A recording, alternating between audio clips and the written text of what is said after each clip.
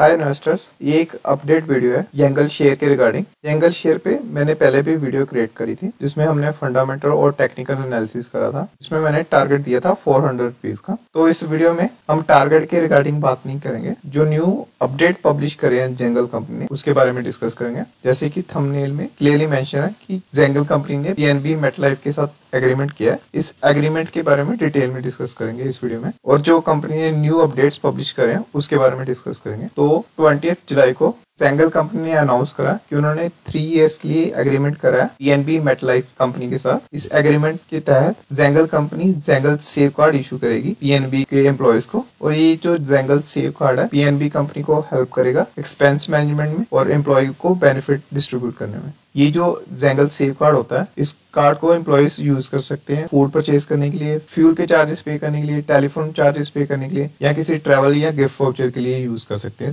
जेंगल card को। ये जो जेंगल सेव कार्ड होता है एक प्रीपेड कार्ड की तरह होता है। पीएनबी मेटलाइफ को जो भी रिम्बर्समेंट, फूड रिम्बर्समेंट या टेलीकॉम बिल रिम्बर्समेंट, जो भी रिम्बर्समेंट देनी होगी वो पीएनबी मेटलाइफ कंपनी क्या करेगी, वो पैसे इस कार्ड में डाल दिया करेंगे। और पीएनबी मेटलाइफ के जो एम्प्लॉयज होंगे जेंगल कार्ड को यूज कर सकते हैं फूड परचेज करने के लिए डिफरेंट आउटलेट्स पे, सेम वे फ्यूल परचेज कर सकते हैं डिफरेंट पेट्रोल पंप्स पे। और अभी मैं चेक करा, जो पीएनबी मेटलाइफ है उसके एम्प्लॉय काउंट जो है 25,000 के अराउंड है। तो अगर आप अज्यूम कर लीजिए, लेट्स सपोज कंपनी के 10% एम्प्लॉयज भी जेंगल कार्ड को यूज करना स्टार्ट कर देते हैं, तो जेंगल कंपनी का जो रेवेन्यू है उसमें अच्छा खासा जंप आएगा, और रेवेन्यू बढ़ेगा तो obvious सी बात है प्रॉफिट्स में भी इंक्रीज देखने को मिलेगा। 19 जुलाई को जेंगल कंपनी ने अनाउंसमेंट करी थी कि वो 30 जुलाई को Q1 का रिजल्ट डिक्लेयर करेंगे, और 13 जुलाई को ही कंपनी डिस्कस करेगी न्यू शेयर अलॉटमेंट के रिगार्डिंग। और ये जो न्यू शेयर एलोकेट होंगे ये एलिजिबल एम्प्लॉयज को होंगे जेंगल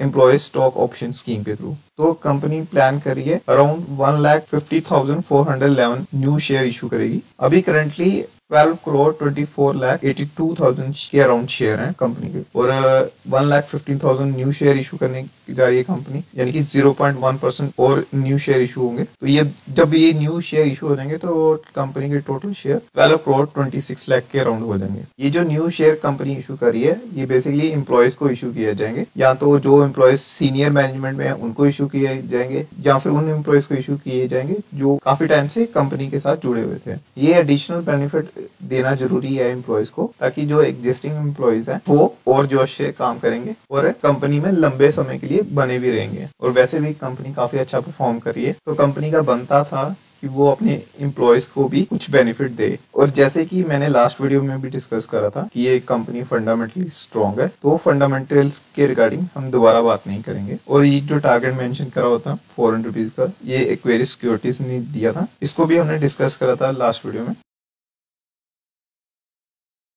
चलिए अब टेक्निकल एनालिसिस कर लेते हैं। तो ये पिछले एक वीक का डाटा है, तो आप देखेंगे डेली बेसिस पे अच्छी खासी क्वांटिटी डिलीवरी हो रही है, चाहे स्टॉक का प्राइस इंक्रीज हो या डिक्रीज हो, डिलीवरी क्वांटिटी में कोई कमी नहीं है। अच्छी खासी अमाउंट की क्वांटिटी डिलीवरी ली जा रही है इन्वेस्टर्स द्वारा, और जो डिलीवरी परसेंटेज है वो भी अच्छी है, 14% से अबव ही रही है सभी सेशन में। और ये 1 मिनट का कैंडल चार्ट है, तो जो भी जेंगल शेयर में इंपॉर्टेंट इवेंट्स हुए थे वो मैंने यहाँ इस चार्ट में मार्क करे हुए हैं। 24 मई को कंपनी ने Q4 का रिजल्ट डिक्लेयर करा था, और रिजल्ट काफी अच्छा था। जो प्रॉफिट था ऑलमोस्ट डबल हो गया था, 19.2 करोड़ रहा था। और सेम डे 24 मई को ही एक न्यूज आई थी कि कंपनी को 4 करोड़ का इनकम टैक्स नोटिस आया था, लेकिन स्टॉक में अच्छी खासी गिरावट आ गई। तीसरा जो इवेंट हुआ था वो 13 जून को हुआ था। जेंगल कंपनी ने स्काइडो टेक्नोलॉजी के साथ एग्रीमेंट किया था इंटरनेशनल पेमेंट्स के लिए। और 19 जून को मैंने वीडियो पब्लिश करी थी जेंगल शेयर पे, जिसमें मैंने जेंगल शेयर का फंडामेंटल और टेक्निकल एनालिसिस करा था। और 5 जुलाई को न्यूज आई थी कि कंपनी ने एग्रीमेंट करा है हीरो मोटोकॉर्प के साथ। और फिर 20 जुलाई न्यूज आई है कि कंपनी ने एग्रीमेंट करा है पीएनबी मेटलाइफ के साथ। इस चार्ट में आप देखेंगे कि स्टॉक ने अभी सपोर्ट लिया है ₹299 पे, और ये 21 डे एक्सपोनेंशियल मूविंग एवरेज भी है स्टॉक की।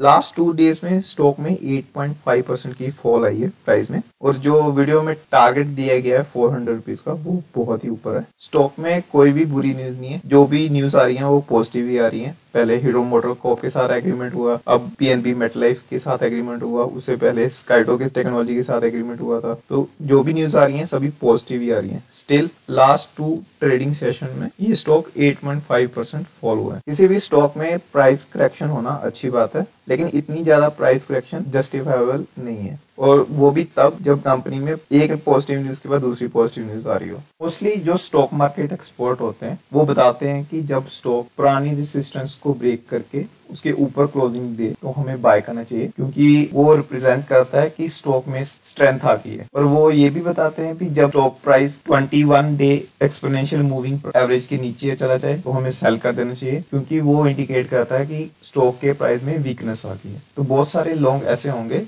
जिन्होंने जेंगल शेयर में परचेजिंग करी होगी जब जेंगल शेयर ने पुरानी रेजिस्टेंस को ब्रेक करा था, और उन्होंने सेलिंग कर दी होगी जब इस शेयर ने 21 डे एक्सपोनेंशियल मूविंग एवरेज को ब्रेक करा होगा, यानी कि उन लोगों ने 8.5% के अराउंड लॉसेस बुक करे होंगे, जबकि स्टॉक में कोई भी बुरी न्यूज नहीं आई है। मुझे बड़ी हैरानगी होती है कि 2 दिन में किसी का पर्सपेक्टिव कैसे बदल सकता है। 2 दिन पहले लोग बाइंग कर रहे थे कि वो काफी स्ट्रॉन्ग स्टॉक है, उसने पुरानी रेजिस्टेंस को ब्रेक करा है, लेकिन 2 दिन बाद लोग सेलिंग कर रहे हैं क्योंकि उसने अपने 21 डे एक्सपोनेंशियल मूविंग एवरेज को ब्रेक कर दिया है। मुझे लगता है ये जस्टिफाइबल नहीं है। अगर कोई स्टॉक अपना 21 डे एक्सपोनेंशियल मूविंग एवरेज से नीचे जा रहा है तो हमें वैलिडेट करना चाहिए, चेक करना चाहिए कि क्या रीजन है कि इतनी ज्यादा फॉल आ रही है। रीजन जाने बिना अननेसेसरी सेलिंग नहीं करनी चाहिए। तो लास्ट 2 ट्रेडिंग सेशन में अच्छी खासी फॉल हो रही थी स्टॉक के प्राइस में, तो मैंने बाइंग करी दोनों ही दिन। मैंने 18 जुलाई को भी बाइंग करी और 19 जुलाई को भी बाइंग करी, और कुछ बाइंग मैंने 8 और 10 जुलाई और 11 जुलाई को भी करी। और ये मैंने बाइंग तब करी जब न्यूज आई थी कि कंपनी ने एग्रीमेंट करा है हीरो मोटोकॉर्प के साथ, उसके बाद मैंने बाइंग करी। स्टॉक प्राइस की मूवमेंट हमारे कंट्रोल में नहीं होती है, क्योंकि स्टॉक प्राइस की जो मूवमेंट होती है वो बहुत सारे फैक्टर्स पे डिपेंड करती है। लेकिन आपको स्टॉक बाय करने से पहले कंपनी का अच्छे से फंडामेंटल एनालिसिस कर लेना है, और आपको ट्रस्ट बिल्ड कर लेना है कंपनी में, क्योंकि ये ट्रस्ट बहुत जरूरी है। अगर आपका ट्रस्ट बिल्डअप हो गया तो जब कंपनी का स्टॉक अच्छा खासा गिर रहा होगा तो आप कॉन्फिडेंट फील करेंगे लोवेस्ट प्राइस पे भी स्टॉक में बाइंग करने में। मैंने जो 19 जुलाई को बाइंग करी उस दिन स्टॉक अपने 21 डे एक्सपोनेंशियल मूविंग एवरेज के भी नीचे ट्रेड कर रहा था, लेकिन मैंने जेंगल कंपनी का अच्छे से एनालिसिस करा हुआ और मेरा पूरा ट्रस्ट था कंपनी में, तो मुझे लोवेस्ट लेवल पे भी बाइंग करने में कोई इशू नहीं था। ये थंबनेल है जो मैंने जेंगल शेयर पे वीडियो क्रिएट करी थी, जिसमें मैंने फंडामेंटल और टेक्निकल एनालिसिस करा था, और इस वीडियो पे मुझे काफी अच्छा रिस्पांस मिला, और अराउंड 28 न्यू सब्सक्राइबर भी जुड़े इस वीडियो के थ्रू। तो आप भी देखिए अगर आपको जेंगल कंपनी के बारे में डिटेल में जानना है। और ये मेरा टेलीग्राम चैनल है, आप इस चैनल को सब्सक्राइब कर लीजिए इंस्टेंट अपडेट के लिए। जो भी इंपॉर्टेंट फैक्ट्स और इन्फॉर्मेशन मुझे मिलती है वो मैं इस चैनल पे इंस्टेंटली पोस्ट कर देता हूँ।